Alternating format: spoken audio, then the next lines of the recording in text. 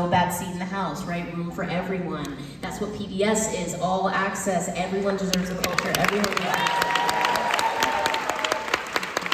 And so we are aware of how rare and special it is to get to capture your show, but to get to do it with partners like PBS and Town Hall who like to share our values, that this story and this history belongs to every American who wants it, is beyond. We're so grateful. Yeah, I'm sure that if the Suffs were here right now, they'd be like, this audience is amazing. Give yourselves a round of applause. Coming out and seeing a wonderful piece of art. This next question is for Lee. Tell me about taking this wonderful piece of theater to film, to the capture.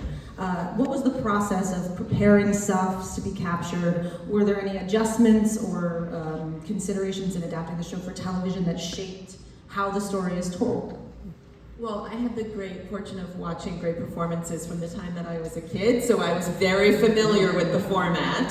And one of the great tenets of great performances is that it should feel like you are in the theater. It shouldn't feel like a movie, it shouldn't feel different from what it felt like to sit there. And that was our North Star in the capture. It was an incredibly collaborative process. We had 10 cameras, we shot over 4 performances over a weekend. Very little changed. We had to make some lighting changes. I will say one of the most challenging things to capture in film are the silhouettes. And they are so integral. Lapchi Chu's unbelievable lighting design. It was so important that we figure out how to hold on to the integrity of that work. So that was super challenging and something we had to adjust. We had to boost some makeup. I would say overall, we changed very little of the actual show. And we did essentially a live edit in the truck, and so I could sort of see what angles I could say, oh, you know, what if we held here, what if the cut is here, and it was just a very collaborative process between me and the capture director, and it was an incredibly amazing process to work with people and an entire organization who cared about the integrity of the show. They cared about what I cared about seeing the show, how to receive it, and then from the moment that the first performance was captured, we started to be able to watch it back.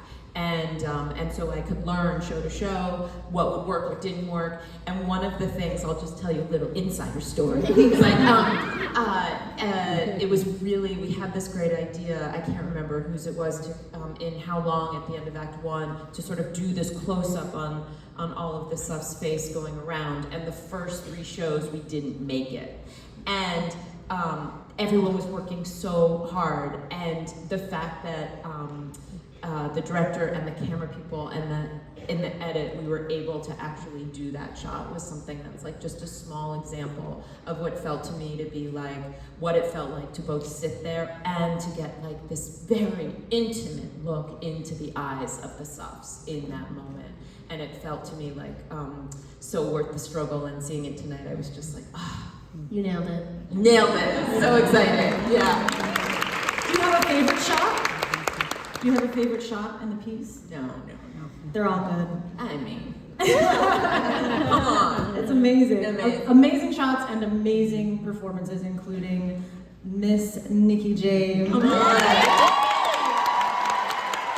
And Ida Wells.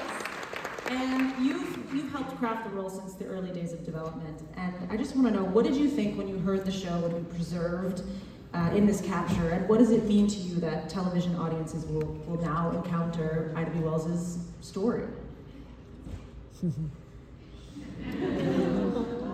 I saw the show. I've never seen this show. I've heard this show. I've stood in the wings. I've sat with Shayna and had long, dark, deep, inspiring, important conversations about what it meant for me as a Black woman to be portraying Ida Wells, both as like just a human and also I became a mother while making this show, so this show is such a huge part of my life, and I've never seen it. I thought it was really good. And now I know it's even better than I thought. What was your question? What was it like? Yeah, that's what it was like. You know, there's nothing more magical than theater. But, and these captures are so important because the best and worst part about theater is that it's ephemeral. And so the fact that you have to be in the room at the time, breathing the air with those people, means that a very limited number of humans get to experience a show. And a show like Suffs that, excuse me, had a shorter run than it should have had, but and not because of anything other than I would want more people to have seen it, and so now they will. And so how lucky are we to have been able to experience the in-person live magic of performing this kind of, you know, activist theater while the world was changing around us, and then to be preserving it like this, so beautifully captured, feeling so real, feeling so live and alive. It feels so alive, and to know that people will be able to see this and experience this and be inspired by that, who couldn't make it to New York in 2024. My husband's here, and I leaned over to him and I said, I'm so proud that my daughter will be able to see this show, that she'll be able to see the work of incredible artists, and to see her mother, you know, having the best time, no, just having the best time of my life, like really feeling I'm in the center of my talents and my gifts, which is a gift that Shayna gave me. So that's what it feels like.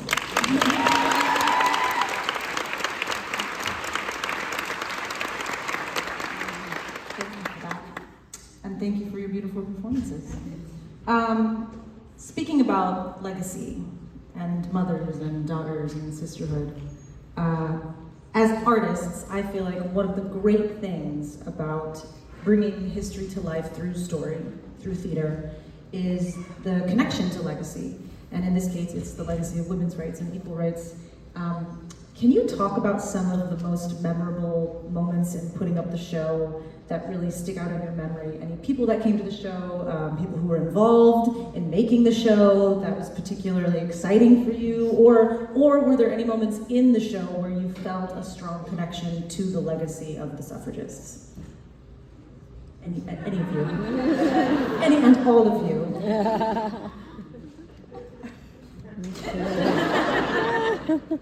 I mean, gosh, how much time do we have? One obviously memorable day or 24-hour period was the election in 2024. We were running all that whole time leading up to it. Yes, so many of you were with us in the time. We were running in the months after it. And, we had a show on Tuesday night and we had a show on Wednesday afternoon. And they were both electric. Like, I felt like the desire to be together, both in the hope and then in the pain and everything in between, was just as strong. And one line got applause that never usually gets applause on that Wednesday afternoon after the election, and that's when the transcendent Emily Skinner sings Letter from Harry's Mother. Yes. And she sings, "Your own little girl is nearly 3. What do you want her future to be?" And the audience just went crazy on what do you want. And I just thought, it was just, it's a quiet line, but it's a question.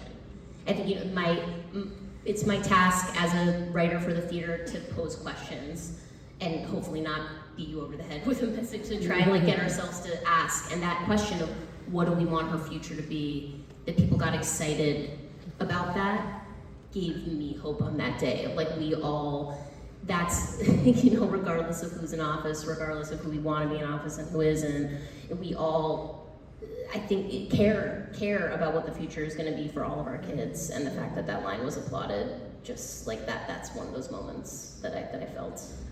Thank God we have this space. Thank God we have these public halls and these forums and these cathedrals of culture, right? That we get to all come together and feel out loud in public.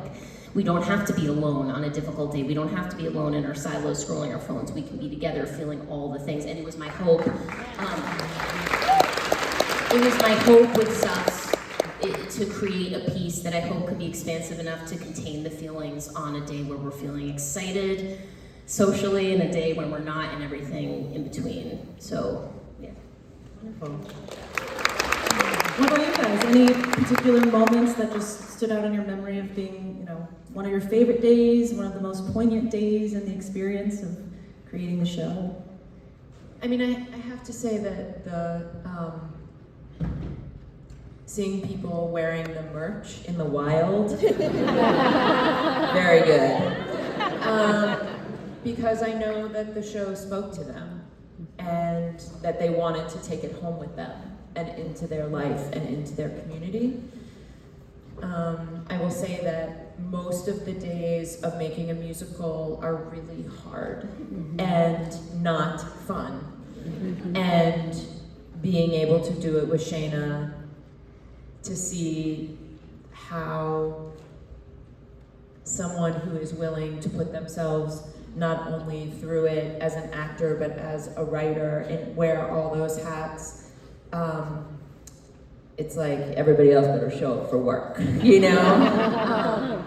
And I just think that working with someone who refuses to put down the pencil, to me, is the reason to do theater and to be a director. So that was like the best part of the worst days.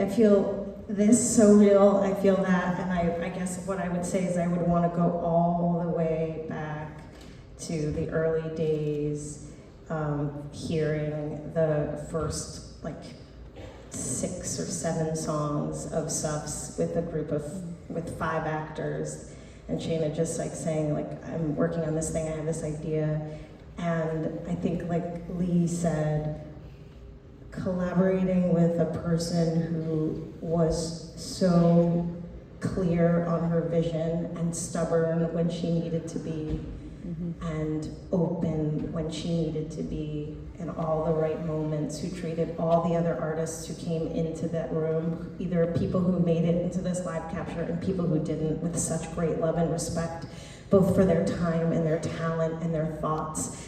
You know, this was such a, like Lee said, it's really hard. And if it's gonna be this hard, it should be done with people who are this good. And I think that there's little fingerprints of every person who's worked on the show, in the show, and they know that they're there. And that's like a really special thing. And Shayna will acknowledge it too. That's the other part, you know, to share credit when she doesn't have to and probably shouldn't. And then I guess like my other, like one single solitary moment. If you felt any connection to the legacy of the suffragists or your character, or... Well, I got to meet Ida's great-granddaughter. That felt amazing. Yeah, I think I always felt connected to them.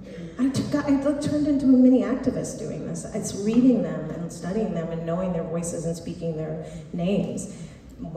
Encountering these women that I didn't know before, I think we feel a great responsibility to them. They're there.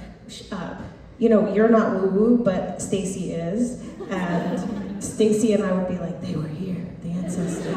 Could you feel them? And I'd be like, yes, Stacy, I can feel them. They're proud. They are very proud. Well, speaking of the process and making a musical and making a piece of theater, making a piece of art, I know firsthand that it's fun and not fun, but it involves a lot of care and refinement and going back and going in, back again, just distilling what the message is trying to say. And I know a lot of things happened in current events. As you were making the show, a pandemic happened. And I know that things changed because of the things that were happening. Now that the show has been captured, and there are no more changes, and there's no more refining, yet the world is still changing around us, what do you hope that audiences take away from this capture? you know, Phoebe Byrne, who does that final song, right? She was a real woman who lived. She really wrote that letter. And to me, I wanted to include it because, you know, even though Suffs largely dramatizes the sort of extraordinary women of the time who were sort of exceptions, you know, out there, at the end of the day, it was a mom living in a rural area in what we would now call a red state who raised a feminist son that got this amendment over the edge. And I found that so moving. And so I think, like, Suffs is not a show only for progressives, only for liberals, I specifically don't mention a political party. And I just hope everyone, wherever they live, you know, we have our phenomenal touring company crossing the country right now. We have all these schools that you saw that great video of. The schools that applied for that grant, if you notice the states, Georgia, Alabama, Louisiana, Florida, these are states that the tour did not go.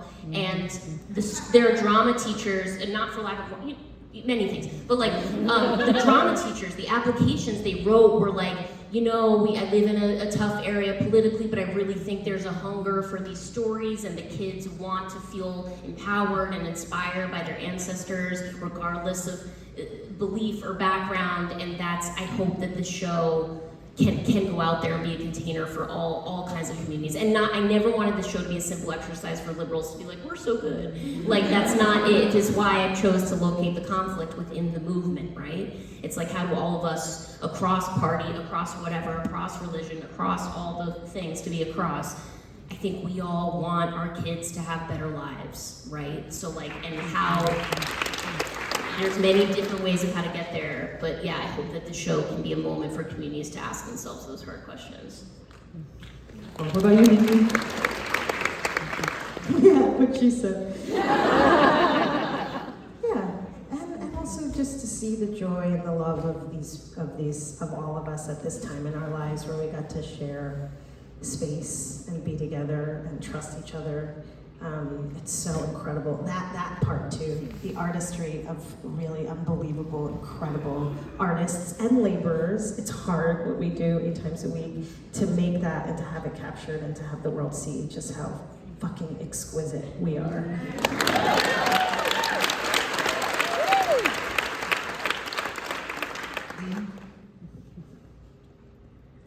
Exquisite. What do you hope for the audiences watching the Suffs captured? I don't know, I gotta say, I went to visit the tour in Boston, and I got off the train and was like running and ran into this theater, and the ushers were all there wearing sashes, and I was like, may this show run forever, everywhere, because the spirit in that room, and the spirit in this room, and the spirit of the Suffs, you know, I just think it's an antidote. And it's magic, because this show changes the way you feel about what's possible.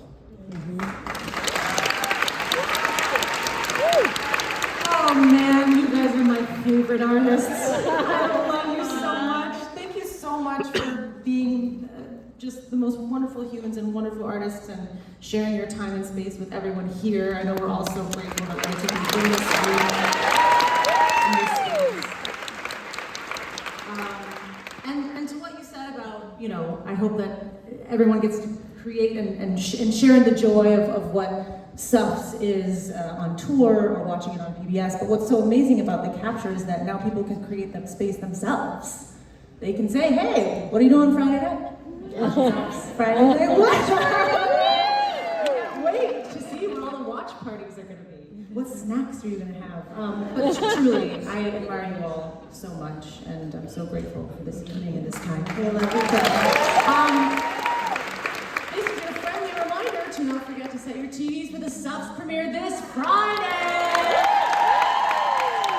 May 8th at 9 p.m. Eastern Time, and also streaming on the PBS app. And we are now in for a special treat featuring many members of the Suffs Original Broadway Company. Lee, will you help introduce this one? I am going to introduce it, but first I'm going to say to Shayna, Yes? I forgot to say something. Say it. Because there's like a piece of news I said I was going to share. Yes. Which is that another way we've been passionate about trying to get more access to this story and these characters. There's going to be a young adult novel. Of Suffs that Random House Children's Books is going to publish next year. So I'm really excited for that. The journey of Suffs began with a book with Doris Stevens' book, so now we're gonna, bring it into the library and just give it for your kids who may not be turned on to theater to get it from a book as well. So excited about that. I'm going to ask us all to stand up. So when we closed the show last January, we had just done the capture of Suffs, and we had this dream that one day we would all be together again, that one day we'd get a chance to perform together again. And so I'd like to bring onto stage now the original company, starting with our amazing music director, playing the piano for us tonight, Andrea Brody.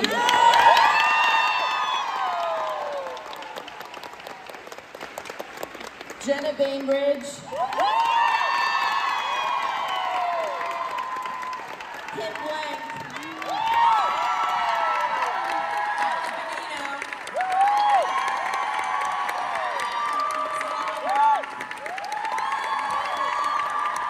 Dana Costello.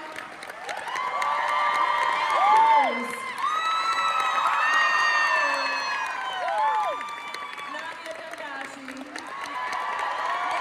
James, Benjamin Makuga, Anastasia Preston, Jessa Metz, Kirsten Scott, Lisa Simone, Shane Tag, DK Whitney. Our Suffs who are abroad, but we love them and miss them.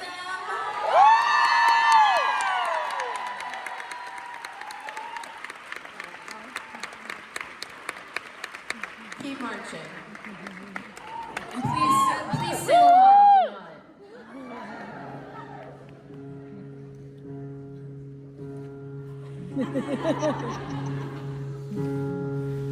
it. You won't live to see the future that you fight for.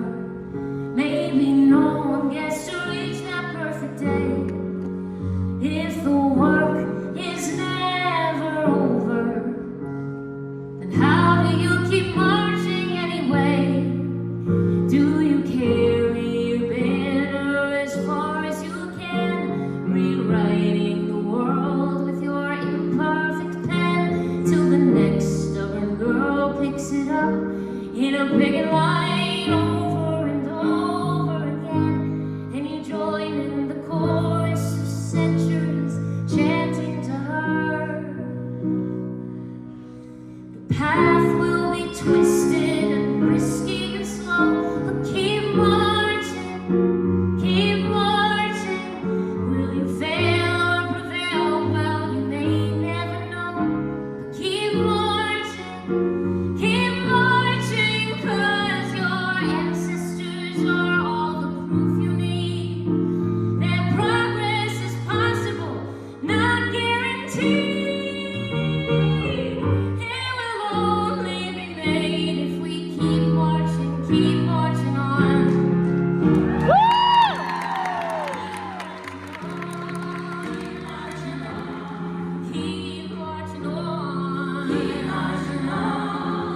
And remember every mother that you came from. Learn as much from our successes, our mistakes. Don't forget you're merely one of many others on the journey every generation makes. We did not end injustice, and neither will you. But still we made strides, so we know you can too. With our incomplete power and use it for good, 'cause there's so much to do. The games will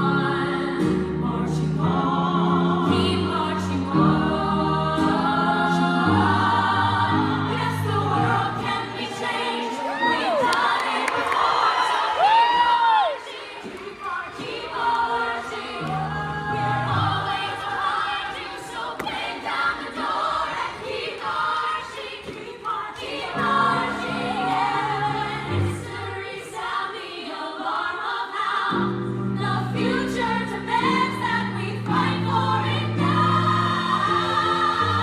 It will only be ours if we keep marching on. Come on, keep marching, marching, marching. Come on, keep marching, marching, marching. Come on, keep marching, marching, marching. Come on, keep marching.